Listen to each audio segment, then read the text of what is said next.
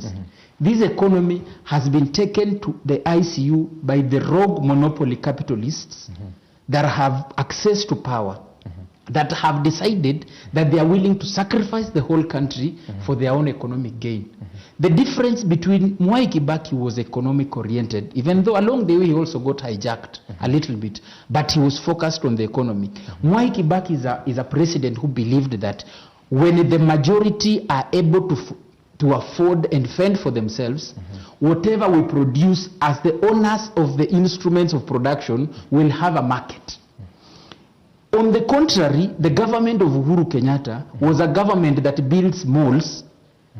A few people want to grab everything, build malls, and yet the citizens who are supposed to provide the market cannot even afford to step into the malls. They only go to the malls to take selfies. That's what majority of Kenyans do in these malls. They cannot afford anything. So you realize that is how the government went to.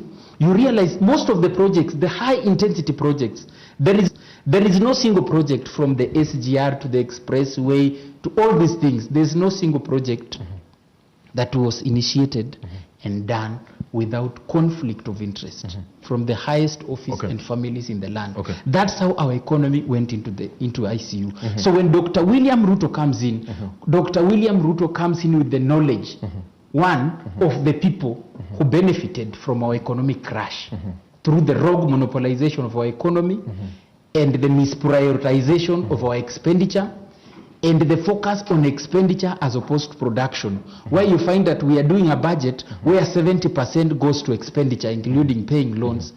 We get so immoral, economically immoral, to a point where we borrow to pay a loan. Who does that?